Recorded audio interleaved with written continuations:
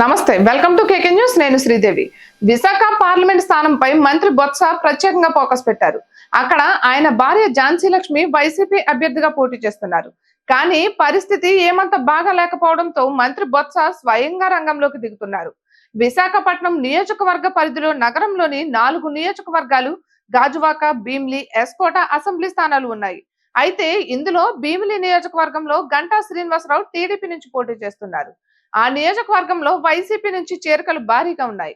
అక్కడ టీడీపీని ఓడించడం కానీ, మెజారిటీని తగ్గించడం కానీ చేస్తేనే బొత్స, ఝాన్సీ లక్ష్మి విజయావకాశాలు మెరుగుపడతాయి.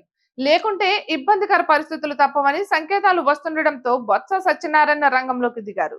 అయితే ఇక్కడ గంటా శ్రీనివాసరావు చివరి నిమిషంలో టీడీపీ టికెట్ దక్కించుకున్నారు. తనదైన మార్కు రాజకీయం చేస్తున్నారు. అవంతి శ్రీనివాస్ పై తీవ్ర వ్యతిరేకత ఉంది. ఆయనపై వైసీపీ ద్వితీయ శ్రేణి నాయకత్వం ఆగ్రహంగా ఉంది. దీంతో ఒక్కొక్కరు టీడీపీలో చేరుతున్నారు. ఇప్పటికే 9,000 నుంచి 10,000 మంది వరకు వైసీపీ శ్రేణులు టీడీపీలోకి జంప్ చేశారు. మరికొంతమంది యాక్టివ్ నాయకులు టీడీపీలో చేరేందుకు సన్నాహాలు చేసుకుంటున్నారు. ఈ నేపథ్యంలో బొత్స సత్యనారాయణ భీమిలి నియోజకవర్గంపై ప్రత్యేకంగా ఫోకస్ పెట్టారు.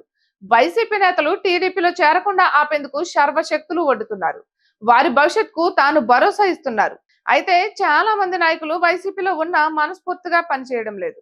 అటువంటి వారి మనసు మార్చేందుకు బొత్స చేయని ప్రయత్నం అంటూ లేదు. తాను పోటీ చేస్తున్న చీపురుపల్లి నియోజకవర్గాన్ని మేనల్లుడు మజ్జి శ్రీనివాసరావుకి అప్పగించి బొత్స పూర్తి దృష్టంతా భీమిలిపై పెట్టారు. ఒక్క మాటలో చెప్పాలంటే ఇక్కడ వైసీపీ అభ్యర్థి అవంతి శ్రీనివాసరావు కాదు అన్న రేంజ్ లో బొత్స దంపతులు వ్యవహరిస్తున్నారు. అయితే ఒక్క భీమిలి నియోజకవర్గంలో మెజార్టీని కట్టడి చేస్తేనే విశాఖ లోక్సభ స్థానంలో బొత్స, ఝాన్సీ లక్ష్మి గట్టెక్కేది. అందుకే పాపం ఆ దంపతులు భీమిలికి సర్వశక్తులు వడుతున్నారు. ఇక ఇటువంటి మరెన్నో వీడియోస్ కోసం కేకే న్యూస్ తెలుగు ఛానల్ ని సబ్స్క్రైబ్ చేసుకోండి.